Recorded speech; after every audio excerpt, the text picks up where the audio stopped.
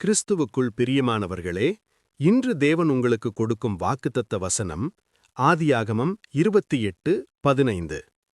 நான் உனக்கு சொன்னதை செய்யும் அளவும் உன்னை கைவிடுவதில்லை. இந்த வார்த்தையே தேவன் யாக்கோபுவிடம் சொல்கிறார். அந்த நேரத்தில் யாக்கோபு எப்படி இருந்தார் தெரியுமா? அவர் வீட்டை விட்டு ஓடிக்கொண்டிருந்தார். தனிமை, பயம், எதிர்காலம் தெரியாத நிலை.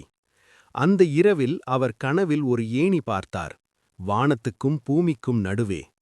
அப்போது தேவன் சொன்ன வார்த்தைதான் இது: நான் உன்னோடிருக்கிறேன்.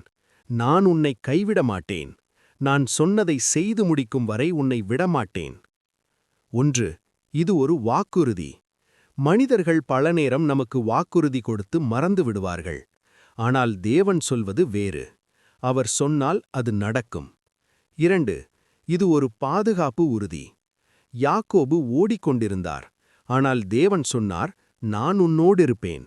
நாம் எங்கு சென்றாலும், எந்த சூழ்நிலையில் இருந்தாலும் தேவனின் சந்நிதி நம்மை விட்டு போகாது. 3. இது ஒரு நிறைவேற்றும் வாக்குறுதி. நான் சொன்னதை செய்யும் அளவும். அதாவது, தேவன் ஆரம்பித்த காரியம் பாதியில் நிற்காது. நம்முடைய வாழ்க்கையில் அவர் வைத்த திட்டம் நிறைவேறும் வரை அவர் செயல்படுவார். இன்று உங்களுக்கு பயமா? எதிர்காலம் குழப்பமாக இருக்கிறதா? தனிமையாய் உணர்கிறீர்களா? பயப்படாதிருங்கள். யாக்கோபுக்கு சொன்ன அந்த வார்த்தையை தேவன் இன்று உங்களுக்கும் சொல்கிறார். நான் உனக்கு சொன்னதை செய்யும் அளவும் உன்னை கைவிடுவதில்லை. ஆமேன்.